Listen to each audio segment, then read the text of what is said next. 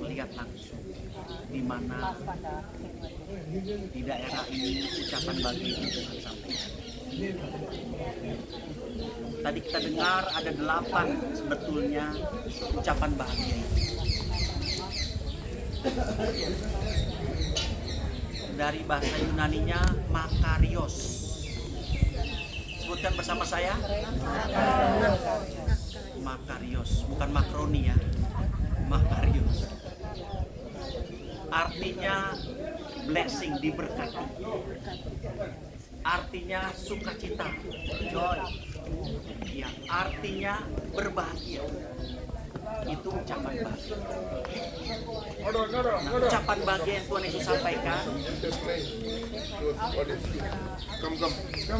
adalah ucapan bahagia yang sebenarnya, yang sejati. Ya, kebahagiaan yang tidak dipengaruhi oleh situasi apapun. Kan kalau kita bahagia kan suka dipengaruhi dengan situasi kan? Saudara sukacita karena saudara dapat apa namanya? Iya kan? Saudara sukacita pergi ke Israel nggak? Kenapa? Kenapa kau bahagia? Wah, Yesus ada tempat Yesus pernah tinggal, ya kan? Berbahagialah, artinya sukacita. Berbahagialah artinya diberkati. Tapi bukan dipengaruhi oleh situasi dan keadaan.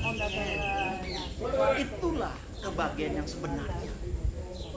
Yang pertama apa? Berbahagialah orang yang miskin di hadapan Allah. Artinya dia kekurangan. Orang miskin gak punya apa-apa. Ini bukan artinya Tuhan bilang engkau nggak perlu punya harta, bukan. Tapi berbahagia itu selalu kekurangan. Iya, bukan kekurangan apa? Kekurangan ingin mengalami Tuhan, ingin mengenal Tuhan, ingin dipuaskan oleh Tuhan. Makanya orang tuh berbahagia. Bapak Ibu rajin nggak ke gereja? Di sini rajin, di sana nggak rajin. Kenapa kita ingin menyenangkan Tuhan? Betul kan? Sudah tahunan. Ya. Tante Ria ke gereja berapa lama? Dari kecil? Kenapa nggak bosan-bosan ke gereja? Karena rindu Tuhan. Amin. Tante Ria umur 48. 68. Kenapa nggak bosan ke gereja? Karena rindu Tuhan.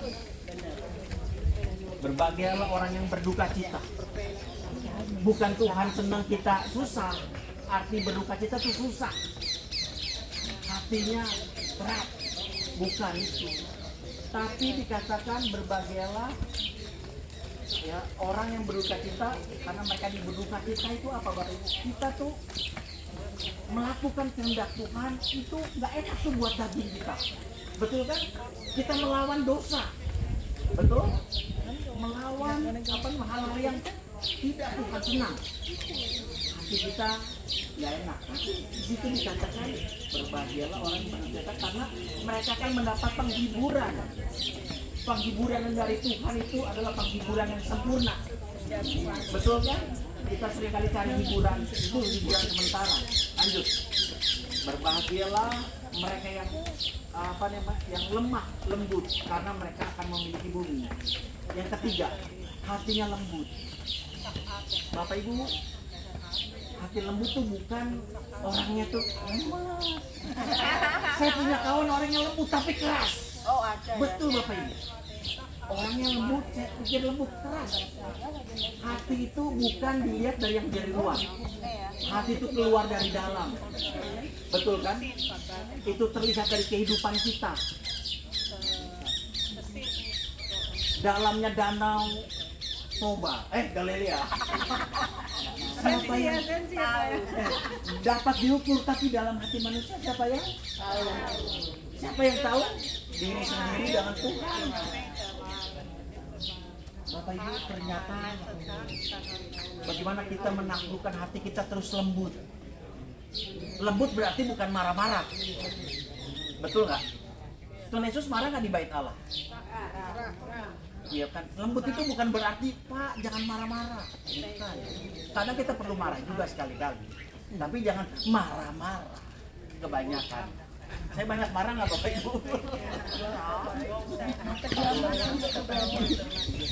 Baik, karena orang yang lembut hati dikatakan mereka akan mendapat penghiburan. Yang tepat, berbagai orang yang itu lemah lembut ya.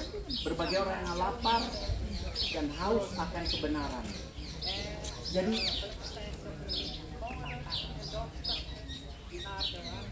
kelemahan orang Kristen adalah kita kurang belajar akan firman Tuhan. Umatku binasa, lihat umat Tuhan binasa karena mereka kurang firman. Apa maksudnya? Kalau kita nggak kuat di dalam firman, dunia akan mempengaruhi kita. Kita nih kuat-kuatan hidup ini, Bapak Ibu. Makanya kita perlu dipenuhi dengan firman. Siapa yang haus langsung minum, enak apa rasanya? Dipuaskan. Lanjut. Berbahagialah orang yang murah hatinya karena beroleh kemurahan. Inilah ciri orang Kristen yang penuh kasih. Hatinya selalu dengan belas kasih. Itu orang Kristen. Lihat, orang Kristen bisa dilihat dari mana? Dari kasihnya. Betul nggak Bapak Ibu? Itu tahu nggak apa? Karena Allah kita itu sifat utamanya tuh kasih. Anak-anaknya harus kasih. Satu kali ada anak muda datang. Anak dari salah satu kita. Oh, Bapak Ibu bisa tebak, ini anaknya Ivan Elia Watung. Kenapa? Wajahnya sama, mirip. Kenapa? Karena ada gambar bapaknya. Gambar Tuhan harus ada dalam kehidupan kita, itu belas kasih. Waduh, saya semangat sekali, maaf ya. Berbahagialah orang yang membawa damai, karena mereka disebut anak-anak Allah. Bapak Ibu, kedamaian. Semua orang pengen damai. Ada nggak yang nggak pengen damai? Makanya ada orang-orang Belanda pindah ke tempat yang dia mau. Betul kan? Dia mau peace. Kenapa? Dia ingin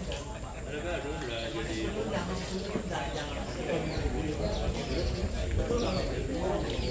Berbahagialah orang yang damai, anak-anak. Karena waktu adalah tak. Berbahagialah orang yang dianiaya mereka kebenaran, karena mereka sedang jadi waktu kita hidup dalam kebenaran. Hidup dalam kebenaran. Kita bahkan orang-orang yang mendahului kita, mereka harus mengalami kesusahan. Ya, kita mungkin di negara Eropa enak aja, tinggal nikmatin, makanya kita malas gereja, malas baca Alkitab, betul Bapak Ibu ya. Tapi di tempat-tempat tertentu di China, oh saya datang ke China ngumpat-ngumpat kita ibadah. Gereja dibuka lebar-lebar di Belanda, pada nggak mau datang gereja. Di sana gereja ditutup, di tempat-tempat tertentu ditutup. Mereka dianiaya umat Tuhan. Mereka akan memiliki kerajaan Allah. Berbahagialah kamu jika kamu dicela dan dianiaya karena kamu dan kamu difitnah dengan segala kejahatan. Ya, jadi memang orang Kristen harus menghadapi sebuah kenyataan melawan dunia ini, bukan dengan pedang, tapi dengan membawa damai, membawa kebenaran Allah. Alkitab bilang upahmu besar di sudah upahmu besar di sorga. Itulah dari ucapan bahagia. Yang terakhir,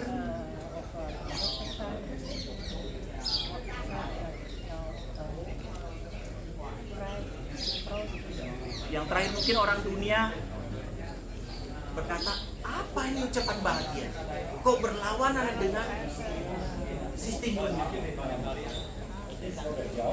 Tapi itulah dari kerajaan Allah. Kerajaan Allah hadir untuk memberi sebuah perbedaan. Dan mereka yang hidup di dalamnya akan mendapat upah karena hidup dalam kerajaan Allah. Kita berdoa. Kita berdoa. Mari angkat tangan kita, Bapak Ibu, berkat-Mu atas kami. Barang siapa yang mengerti kebenaran, kebenaran itu akan memerdekakan kami. Kami lepaskan berkat Tuhan, yaitu kebahagiaan. Kami lepaskan sukacita, damai sejahtera turun atas kami. Mari kita berdoa seperti yang Tuhan Yesus ajarkan. Bapa kami yang ada di surga, dikuduskanlah, datanglah kerajaan, jadilah kehendak-Mu. Berikanlah kami pada hari ini makanan kami, dan ampunilah kami akan kesalahan kami, seperti kami juga mengampuni. Dan janganlah bawa kami ke dalam pencobaan, tapi lepaskan kami, karena Kau yang punya kerajaan dan kuasa sampai selamanya. Waktu kita sudah habis, ayo. Saudara dan saudari sekalian, kita akan naik 51. Oke, boleh? 1, 2, 3, 4. Oke? Saya kena bersiap ke Ya, maksudnya 5